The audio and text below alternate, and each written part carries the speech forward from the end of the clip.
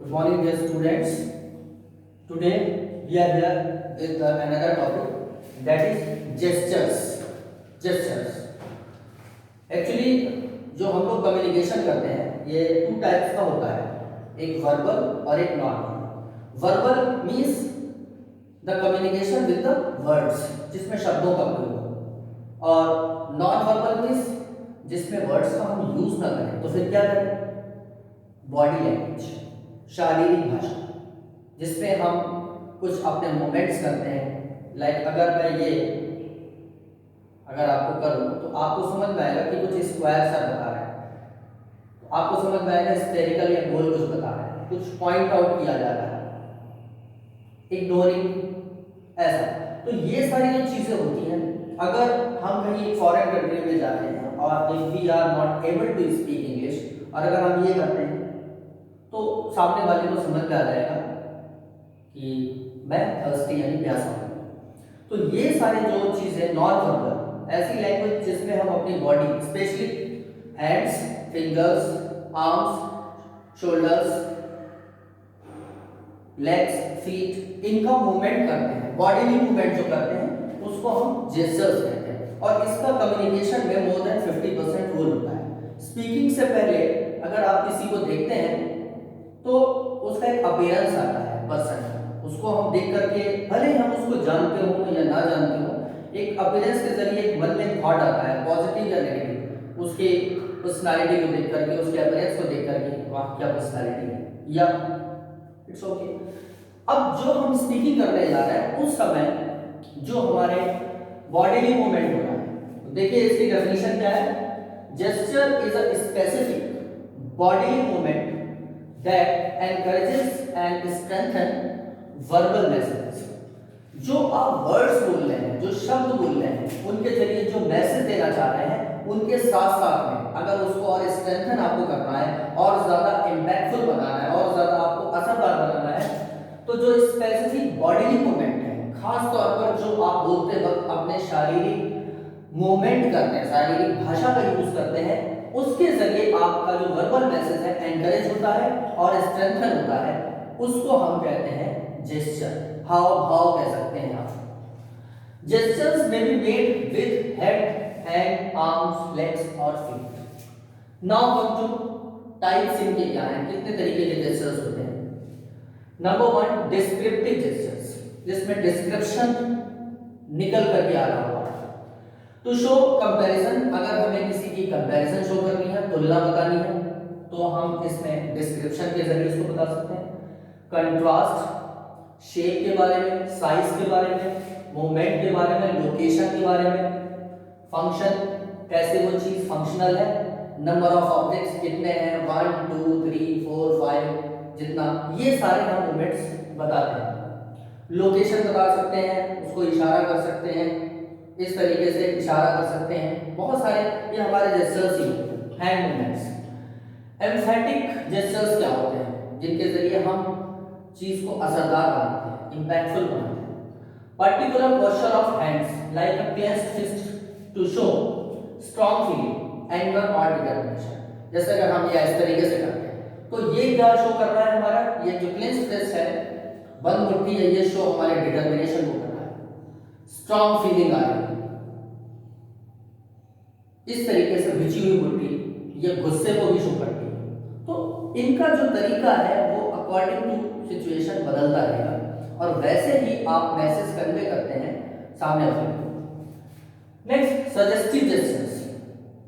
Speaker creates desired expression according to thought and situation.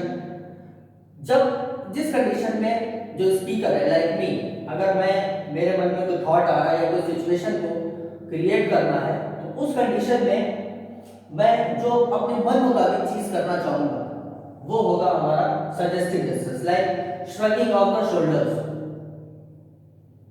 पता नहीं, I don't know, ignore करना, time नहीं, इस तरीके से आप सजेस्टिव जेस्चर्स दे सकते हैं, सजेशन।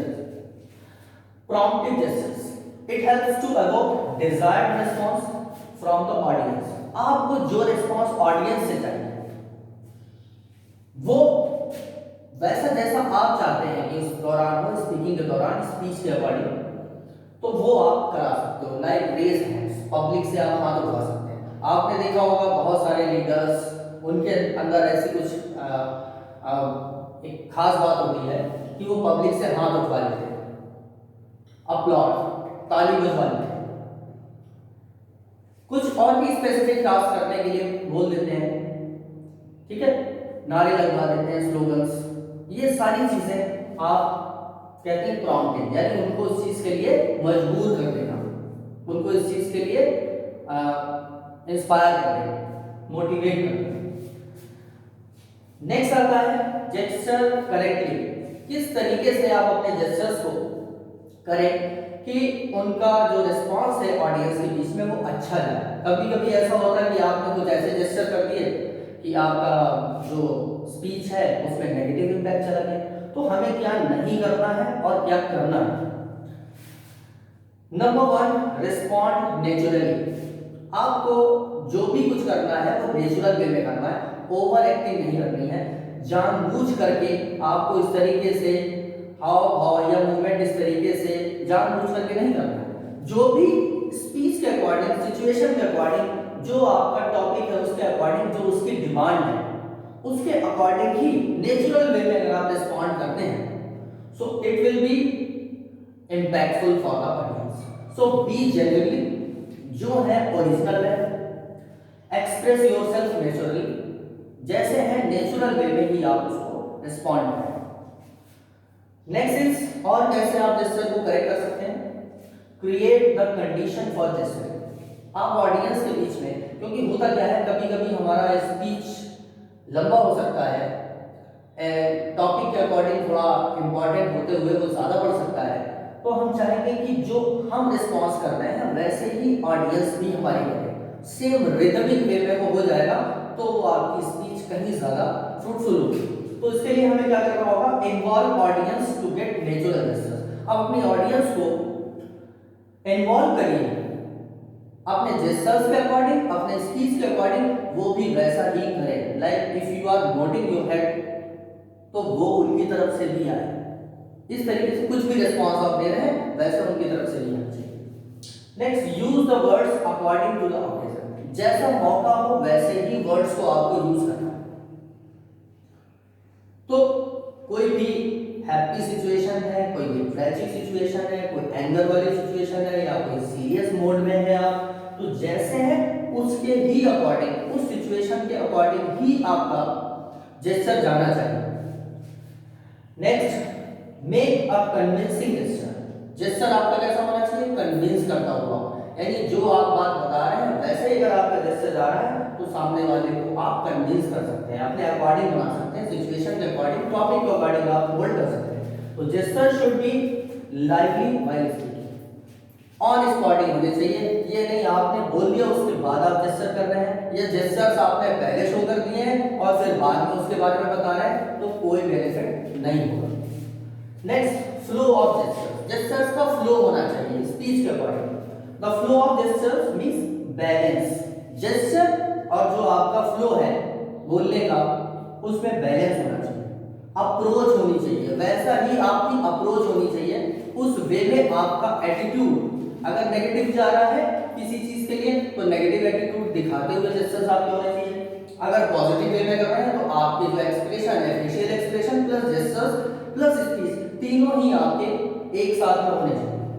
स्ट्रोक, यानी जो आप बोल रहे हैं साथ साथ में जो स्ट्रोक कर रहे हैं, यानी कुछ भी, चाहे हैंड्स का मूवमेंट कर रहे हैं, फिंगर्स का मूवमेंट कर रहे हैं, आर्म्स का कर रहे हैं, शोल्डर्स का कर रहे हैं, लेग्स का कर रहे हैं, जिस वे में भी आप कर रहे हैं वो आपका स्ट्रोक बैलेंस होना चाहिए।